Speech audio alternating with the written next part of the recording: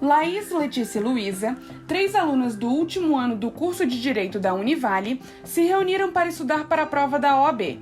Durante a sessão, na qual estavam estudando Direito Tributário, perceberam que nenhuma delas se lembrava muito bem da matéria introdutória sobre tributos, já que tinha sido uma das primeiras coisas que aprenderam quando tiveram aulas sobre o tema. Assim, ligaram para seu antigo professor de Direito Tributário, Fabiano, e pediram por uma revisão sobre o tema, com a qual o professor concordou. No dia seguinte, elas se encontraram com ele na sala de aula e o professor começou a explicação. Ele lembrou que a lei mais importante dentro do direito tributário é a Lei 5.172 de 66, também chamada de Código Tributário Nacional, que rege o sistema tributário nacional e institui normas gerais de direito tributário aplicáveis à União, aos estados e aos municípios. Inicialmente, o mais importante é que as alunas entendessem o que é um tributo, tendo em vista que ele é a base fundamental de toda a matéria, sendo, inclusive, conceituado logo no início do diploma legal. De acordo com o artigo 3º dessa lei, tributo é toda prestação pecuniária compulsória em moeda ou cujo valor nela se possa exprimir, que não constitua sanção de ato ilícito, instituída em lei e cobrada mediante atividade administrativa plenamente vinculada. Laís pareceu preocupada em tentar gravar um conceito tão extenso, mas o professor Fabiano deu a dica de dividir a frase de acordo com as características de tributo. Assim, temos 6 características principais que formam o conceito disposto na lei.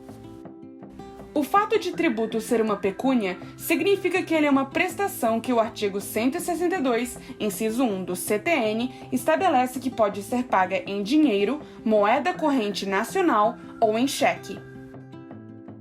Elas são compulsórias porque as obrigações que elas estabelecem não decorrem de contratos, ou seja, seu cumprimento é involuntário. Essa característica é amparada pelo princípio da legalidade, exprimido pelo artigo 5º, inciso 2 da Constituição Federal. Quando se diz que tributo deve ser em moeda ou em um valor nela exprimível, significa dizer que é inadmissível que o pagamento seja feito in natura, ou seja, em bens diversos de dinheiro, ou in labore, ou seja, através de prestação de serviços. Dizer que não pode constituir uma sanção de ato ilícito é a forma da lei de diferenciar tributo de multa, porque o primeiro é o pagamento do objeto da obrigação, enquanto a segunda é uma penalidade pelo inadimplemento do pagamento de um tributo. Os tributos são legalmente instituídos, ou seja, somente um diploma legal pode instaurá-los, modificá-los ou extingui-los.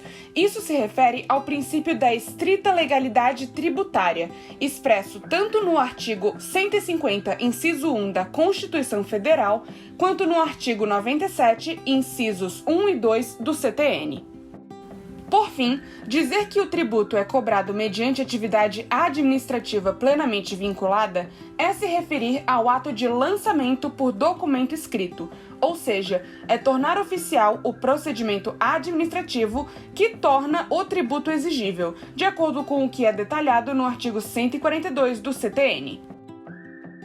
Além disso, o professor lembrou que a natureza jurídica do tributo é definida pelo fato gerador da respectiva obrigação e que, embora o artigo 4º do CTN diga que, para a qualificação dessa natureza, são irrelevantes a denominação e as demais características formais adotadas pela lei e a destinação legal do produto de sua arrecadação, a segunda colocação é falsa, pois a razão de os tributos existirem é que os contribuintes saibam o motivo de sua arrecadação.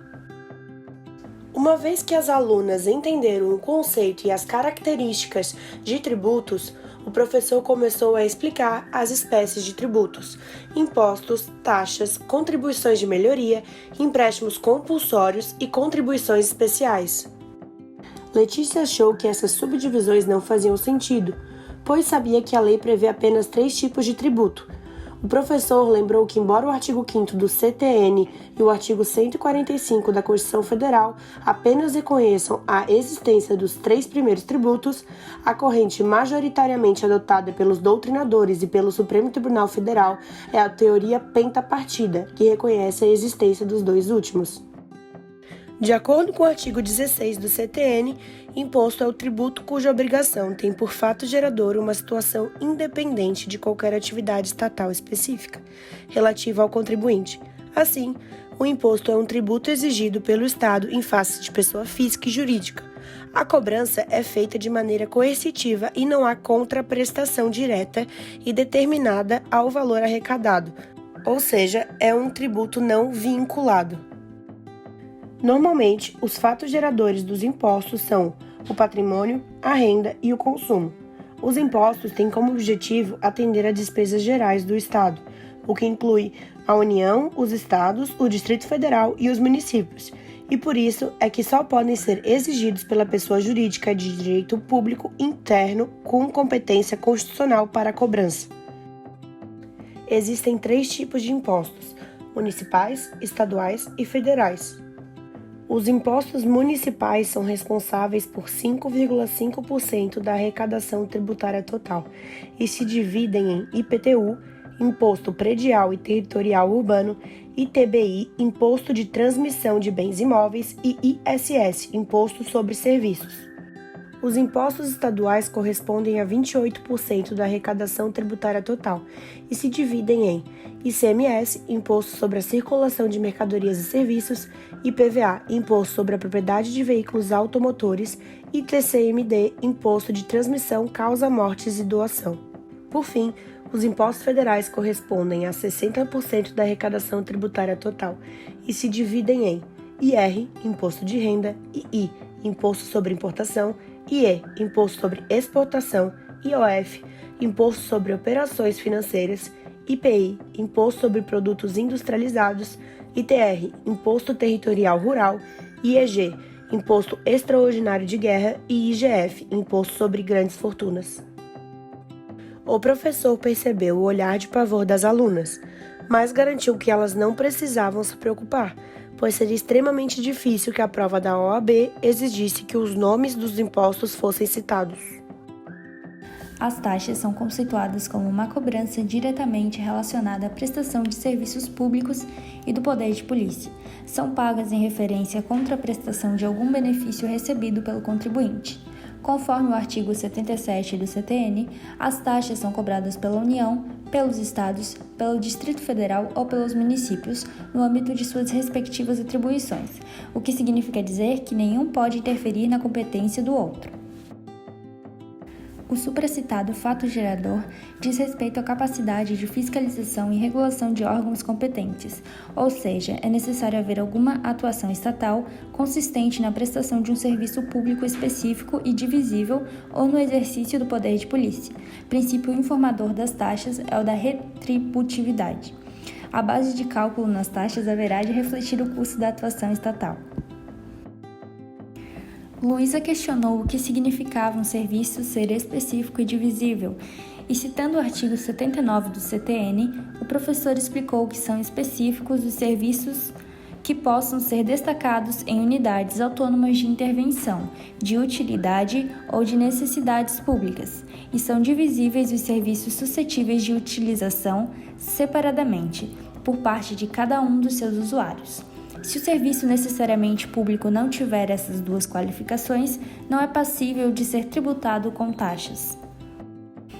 Já as contribuições de melhoria são tributos pagos pelo contribuinte quando, por razão de obra pública, um imóvel de sua propriedade possa ser valorizado. Entretanto, a efetivação da obra pública por si só não é suficiente. É necessário um fator exterior que, acrescentado à atuação do Estado, complemente a descrição factual. Embora não sejam comumente usadas, o artigo 81 do CTN, elas têm como limite total a despesa realizada e como limite individual o acréscimo de valor que da obra resultar para cada imóvel beneficiado. Por sua vez, empréstimos compulsórios são recolhimentos obrigatórios dos contribuintes aos cofres públicos. De acordo com o artigo 148 da Constituição Federal, eles servem para atender às despesas extraordinárias decorrentes de calamidade pública, de guerra externa ou sua iminência, ou no caso de investimento público de caráter urgente e de relevante interesse nacional.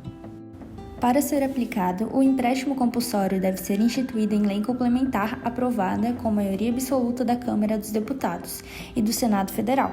Além disso, somente a União pode criar um empréstimo compulsório. Por fim, se impostos, taxas e contribuições de melhoria estão dispostas em leis e códigos, as contribuições estão redigidas no artigo 149 da Constituição Federal. De acordo com a legislação, a contribuição pode ser social, de intervenção do domínio econômico ou de interesse das categorias profissionais ou econômicas. Elas são pautadas sobre duas características: requisito finalístico e afetação de recursos. Por requisito finalístico, a contribuição deve ser paga sobre algum benefício imediato e indireto da atuação do poder público ao contribuinte. Já a afetação de recursos diz respeito ao fato de que todos os recursos arrecadados pelas contribuições devem ser destinados à atuação pela qual ela se fundamentou. Após terminar a revisão, o professor perguntou se as meninas queriam fazer alguma pergunta. Felizmente, as alunas só tinham a agradecer ao professor, pois a aula havia sanado todas as suas dúvidas e agora elas se sentiam muito mais preparadas para realizar o exame da ordem.